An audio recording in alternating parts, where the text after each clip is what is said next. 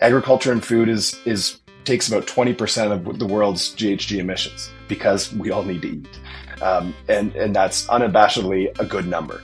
But only 4% of climate finance goes into food and agriculture. I think the opportunities for just for our farmers at the base level are endless. We're not necessarily borrowing from the future, we're giving our future a chance. Hi, and welcome to the Ag Podcast.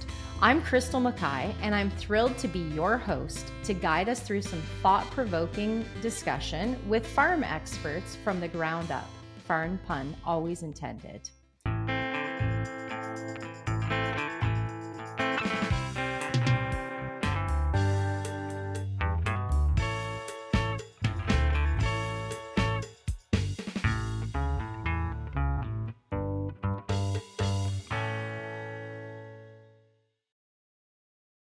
Supply chains were built for competition, company versus company, and frankly, person versus person, in an effort to compete for supplies, suppliers, and market share. In the last decade or so, we've seen an increased shift towards collaboration in our food system. Fierce competitors putting their logos side by side in efforts such as food safety, animal care, or public trust. Today, we're going to dive into what that looks like on the pathway towards net zero food production. Joining us from Guelph, Ontario is Nick Betts. He's the managing director for the new Canadian Alliance for Net-zero Agri-food, aka CANZA, with many years of sustainability work under his belt. And from Bowmanville, Ontario, we have Ben Eastman. He's a senior consultant with a farm specialization for the Cooperators. Welcome to you both, and thanks for joining us. Let's get started. Ben, you work for Cooperators, where cooperation is your literal name. Tell us a bit more about what you do and how your organization has made collaboration and cooperation part of your core business. Thanks, Crystal. Appreciate you having me here today. The Cooperators founded in the fields of Saskatchewan by farmers seeking financial security and trying to solve problems together, is really the foundation of the organization.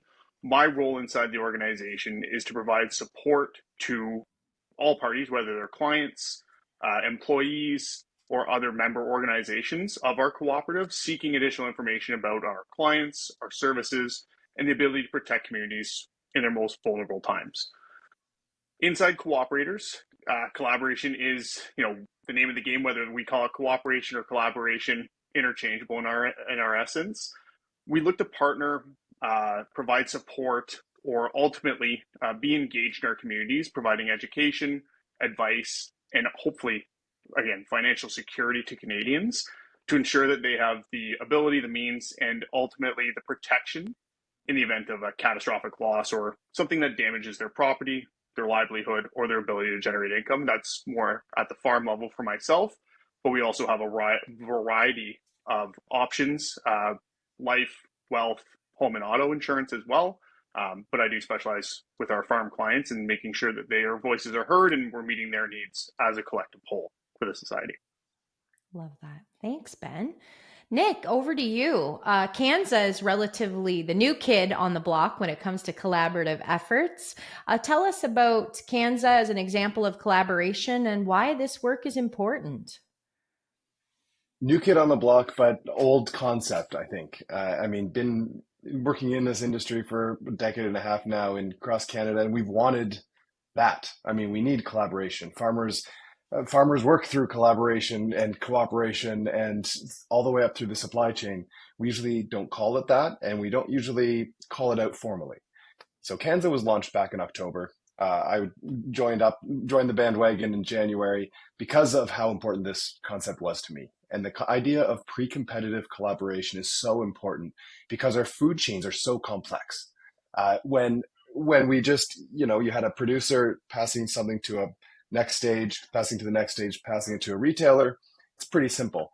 But our food chain globally, with all the global trade, with the export, huge amounts of export that Canada does, the import that comes into some of the products that we then export, and getting everybody on side with all of the different types of reporting, all of the different kinds of things related to climate and what it means from a de-risking perspective for farmers, what it means for monetization through the system, and all of these different legal systems really require collaboration. And it can't work if we all try to do it individually. So CANZA came about by a bunch of real leaders in our space coming together and saying, hey, you know what? We can't do this by ourselves. We can do it much better, much quicker, and more collaboratively to build a better product and to build a better system that is hopefully better for farmers too. I love that. And that old proverb, if you want to go fast, go alone. And if you want to go far, go together, just rings true in this space, right? Sure does. Nick, carrying on just more specifically on the net zero food, it sounds like a big lofty word. And is it crazy? What's the vision? What are the goals behind net zero food? Absolutely, it's crazy, but we do a lot crazier things with our daily lives. So it's one of those things. When we talk about net zero, we're talking about balancing our environmental scorecard. So we produce a lot of carbon. It takes carbon to produce something. It takes carbon to produce food. We need food. We need a lot of food. So we need to use that carbon. But at the same time, agriculture is one of those really unique opportunities where we actually can sequester carbon because we're land-based. And there's other sectors in Canada that they don't have that opportunity. There's no land involved. There's no ability to sequester carbon. So there are many sectors that it's going to be really hard to be net zero unless they're doing things like buying credits from outside of their supply chain. With something like agriculture, there's a huge opportunity to really lower our carbon budget. So lower the amount of carbon it takes to produce food and transport food and all the way down to a consumer's belly. At the same time, we can use the land that we have to sequester carbon. Now, all of that has to work in a profitable way, in a productive way, in a way that actually allows that transaction of goods and services and outcomes to where it needs to be. So that's really what we're trying to drive forward, and it is possible. I mean, we've done it at small scale in different parts of the world. We can do it theoretically. I did it my last job as a decarbonization consultant. So we can do it. It's a matter of saying, how can we do it in a way that works for the Canadian system? It is so complicated, right? And we hear these big terms like net zero, and some people just shut down immediately. So just taking some time today to dig into what that really looks like and what it takes to get there. If you like what you've heard so far, please like and subscribe and share it with your circles. Leave a comment. We'd love to hear from you.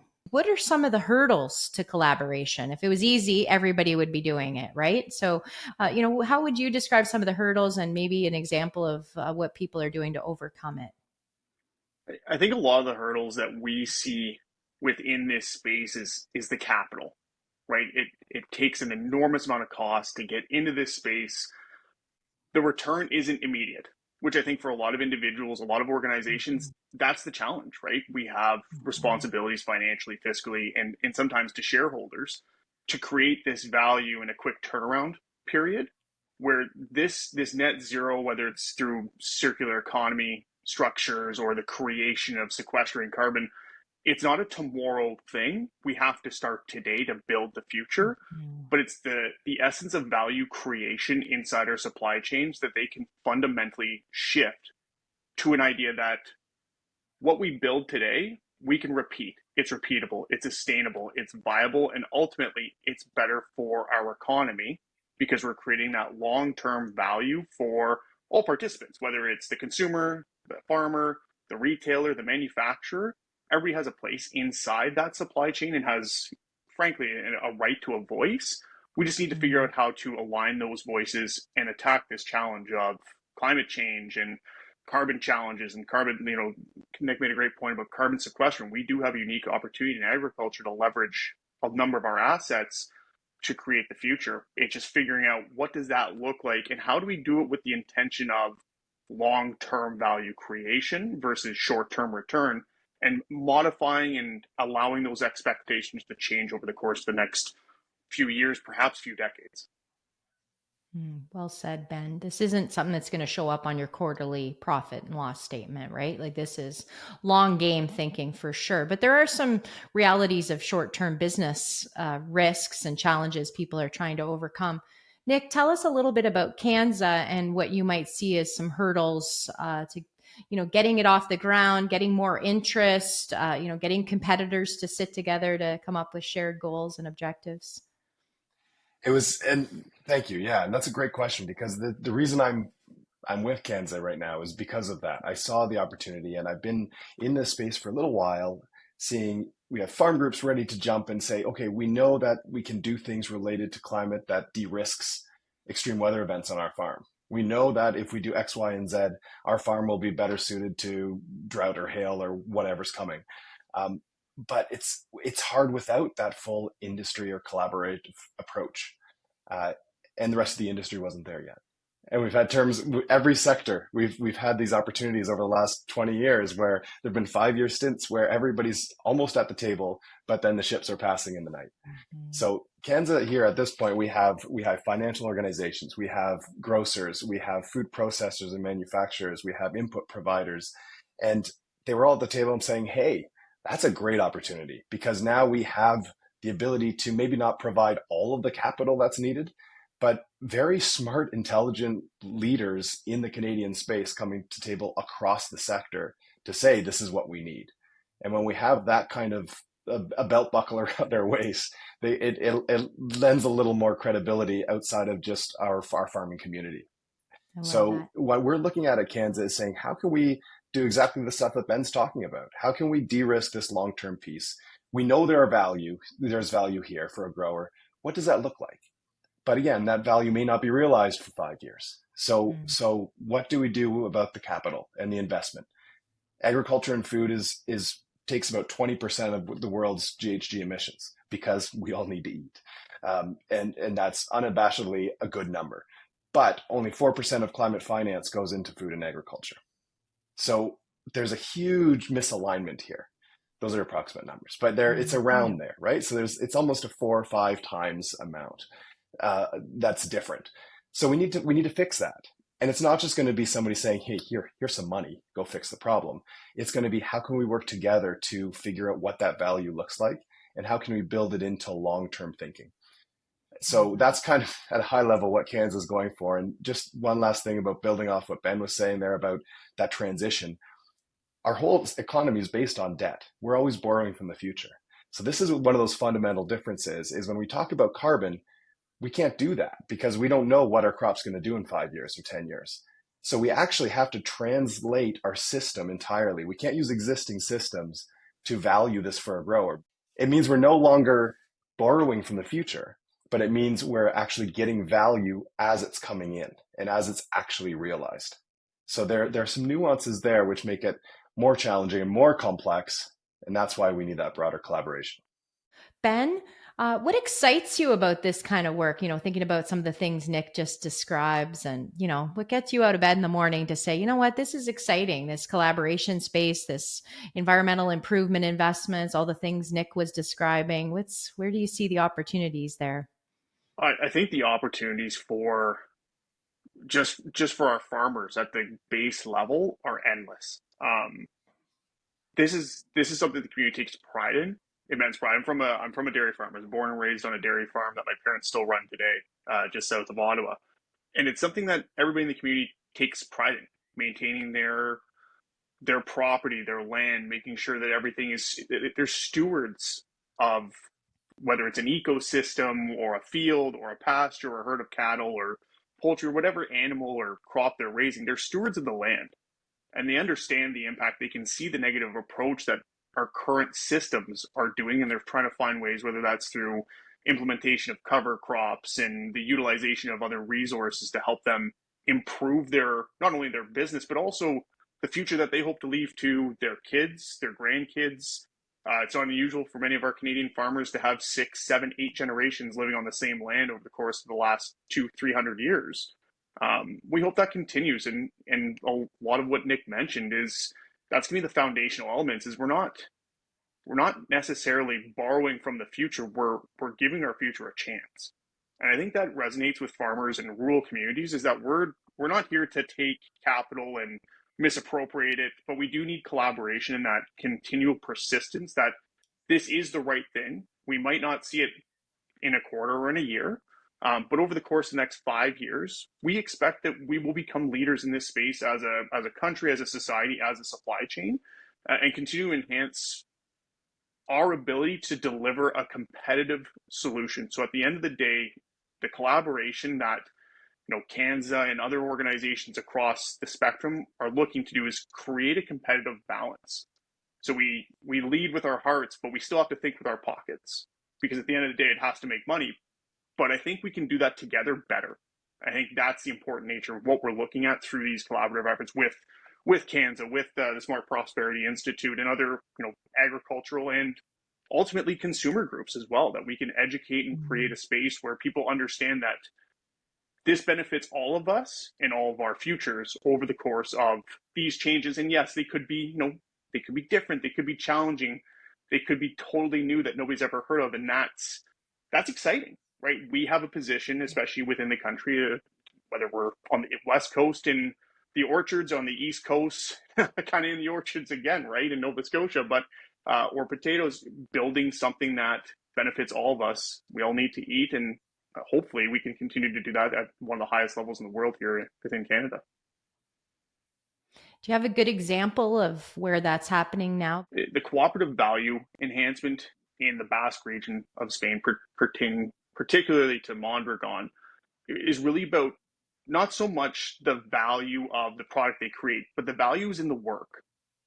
The value is in the ability to have jobs in the future that create opportunity for the Basque region moving forward.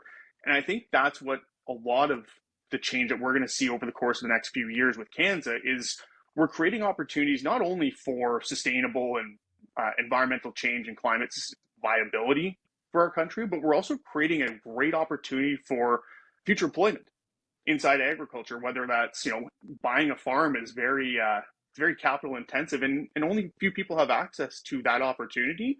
But you can still support agriculture on that food chain through the development and creation of these new innovative positions within a net zero pursuit or a circular economy, or just a reduction, as Nick mentioned, in our environmental scorecard and impact across the country.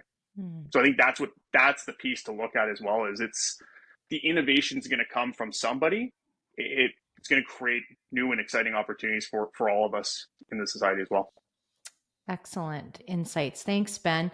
And just having farmers see themselves as part of the solution, the opportunities, not the scapegoat and the problem, to say, we're at the table, we can be part of it. And, a shining example we have in Canada, of course, is the Roundtable for Sustainable Beef. And, I'm from a beef farm myself and take a lot of pride in that. And I've been to some global meetings where Canada is absolutely seen as a leader in some of the efforts we're doing that are on the ground. You see, it makes me really excited when I go through a drive-through or I see a menu with the logo on it. Like that is, wow, A+, super exciting right here at home. Nick, I'm Crystal. So we need a crystal ball question for you. What do you think are the opportunities to get excited about in the future? And I know you're an optimistic guy, related to collaboration and net zero work. I have two young kids, and one my daughter's just becoming a teenager, and one of the biggest things they talk about now when they talk about internet safety is how being so connected causes so many mental health problems. So on the flip side of that, I feel like if we take that on its head, by being so connected, we can automatically build better collaborations as well. It depends on how we use it. So for her, that's another issue. For us as adults in the food sector, we can use that hyper collaboration connectiveness to build better collaborations. And this is a huge challenge, but it also means we can build interoperable solutions. So it doesn't matter necessarily who, how, or why you sell your grain or your beef or whatever. We can use similar tools. We can simplify these processes in a very complex world. And that's I think the biggest opportunity. I strongly believe we don't need huge, amazing silver bullets. There are enough bullets out there that we just need to put in our, bucket or whatever you do with bullets. But we need to use them in a way that we have to figure out what's out there to use and bring them together and use them properly. So there's huge value in that collaboration that way. And I'm always reminded of this anecdote I've heard of with Belgian horses. Big, huge, strong Belgian horses. You've probably heard this one, but a single Belgian can pull about 8,000 pounds. If you put two of them together, they can pull about 24,000. So that's about 2.5, 3. But if you put them together and you harness them together, but you also make them, you let them grow up together, you let them feed together, you let them live together, they can pull almost 3,200 pounds, which is almost 4 times as much as if they didn't know each other. So that's the same way with people. I mean, if we're strangers and we're having transactions and systems from farmer to retailer, we're not going to work together well. We're not going to find good creative solutions. We're not going to look outside the box.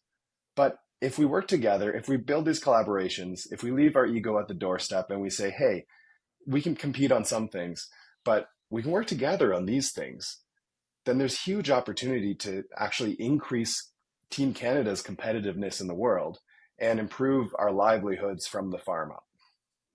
I love that. And I grew up with Belgian horses, as a matter of fact, and I didn't know the numbers, but I just knew the principle of pulling better together for sure.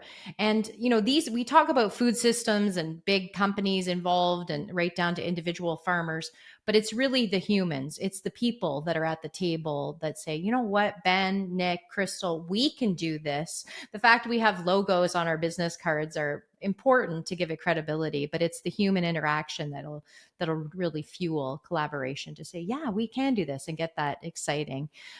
There's actually a term, it's peer reviewed and published, called collective effervescence, which I'm a big promoter of. And it was discovered 100 years ago after war, after Spanish flu, at a very dark time, right? Which led to the roaring 20s, when people came together, and not only in addition to great music and frivolous fun and fun dresses, they also started inventing things like talking TV and insulin. And, there was great creativity and collaboration because people are like, I'm tired of being sad. I'm tired of being alone, right? Which is 100 years later, I feel we're in the new era of collective effervescence, and you two are right at the heart of it. We have to wrap things up, which is always a sad time for me because I know we could talk about this all day. This podcast actually has a magic wand, and I'm going to give you each the ability to share one piece of advice or an insight with every farmer in Canada. It's a pretty magical wand. So, Ben, I'll start with you. What words of advice would you have for Canadian farmers, past, present, or future, on collaboration? That's a big wave. Yeah, that's a big one. It's a big wand. I know. It's powerful. I think the one piece I would share for farmers is continue to tell your story of how and why. I think there's an opportunity for our Canadian farmers, past, present, and future, to talk about the level of care, consideration, and just genuine passion for their communities, the people they work with, the people they work alongside, and the people they feed. So my magic wand would be keep telling the story, keep educating people about the practices and the undertakings you take to feed us as Canadians, to feed the world as leaders in agriculture, and keep up the innovative spirit. But ultimately, yeah, there's the ability to share their story and educate everybody around them, and let them share in some of that joy that they bring to the world. I love it. That's very near and dear to my heart. So, of course, I love farmers. We always used to say farmers are too busy farming to talk about it. And that ship sailed a long time ago. So, absolutely love that, Ben. Nick, last word to you. Magic wand, words of advice, insights for Canadian farmers. I'll go in a little different direction, and I don't think it's limited to farmers, but we're all leaders in our own space. And I think that does apply to farmers. I mean, every farmer is a leader of something, and we are all leaders of something. So as leaders, we need to demonstrate that, and we need to be curious. Take the Ted Lasso. We need to be curious, not judgmental. Yeah. And I think specifically when we come to the questions we ask. So when we're coming into this space, pre-competitive space, ask lots of questions. We need to ask questions. Everybody needs to ask questions for this to work. And powerful questions come from a place of curiosity. So come in and say, I wonder what, I wonder how, I wonder why. And when leaders lead with curiosity, really cool things can happen. I love that. Be curious. I'm a continuous improvement model myself, and I feel our whole food system always has been. And a good friend of mine Absolutely. who's a farmer said, we've come a long way from sticking a sharp stick in the ground and dropping a seed in it, which isn't that long ago when you think about it, right? So we think about the future and these net zero goals. It's really, really exciting space. I want to thank you both for sharing your insights with us today and your genuine commitment to collaboration and advancing the work on net zero skills. Nick, you said we are all leaders, and you two are great examples of that. So thank you so much for sharing your time and insights with us today. I really appreciate it. Thanks to our listeners and everyone for joining us today. We will be adding some resources to the show notes for further information, so please check that out and enjoy.